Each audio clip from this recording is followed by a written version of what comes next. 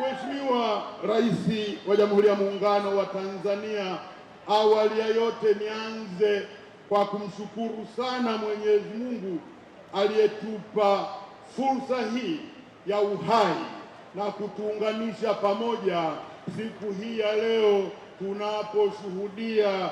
jambo hili, jambo la kihistoria, jambo la uzinduzi wa soko la zamani na soko jipya la Kariakoo.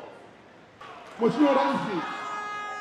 kwa niaba ya Ofisi ya Waziri Mkuu, Tawala za Mikoa na Serikali za Mitaa, Ofisi ya Mkuu wa Mkoa wa Dar es Salaam, wafanyakazi wa Shirika la Masoko la Kariakoo, wafanyabiashara na watumiaji wa soko hili, napenda kutoa shukurani nyingi na za dhati kwako Mheshimiwa Rais kwa nia yako njema ya kurejesha tabasamu kwa wafanyabiashara na wananchi hawa, ambapo uliridhia zaidi ya shilingi bilioni 28 kutumika kujenga na kukarabati soko hili ambalo lilipata janga la moto tarehe 10 mwezi wa 7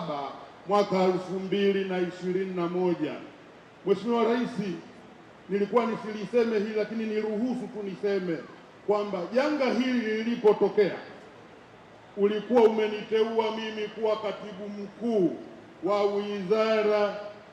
yako wakati ule ya TAMISEMI. Leo nina furaha kubwa Mheshimiwa Rais, umeniteua kuwa waziri, na leo mbele yako, mbele ya umati huu, tunaona kazi kubwa ambayo umeifanya ya kurejesha soko lile kwa viwango vya hali ya juu. Kwa hiyo nashukuru sana kwamba nami nimekuwa sehemu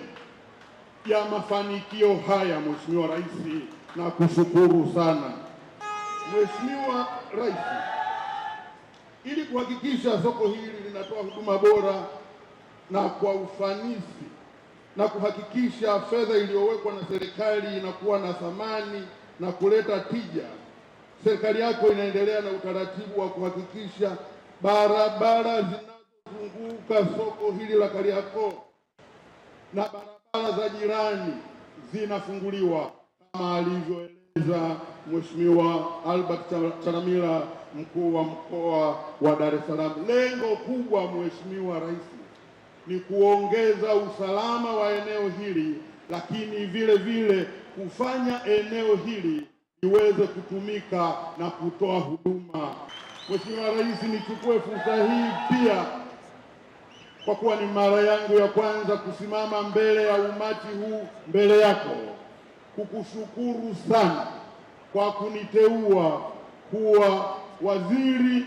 kwenye Ofisi ya Waziri Mkuu ninayeshughulikia tawala za mikoa na serikali za mitaa. Na kushukuru sana Mheshimiwa Rais, na nikuahidi nitatenda kazi kwa uadilifu na uchapakazi mkubwa sana.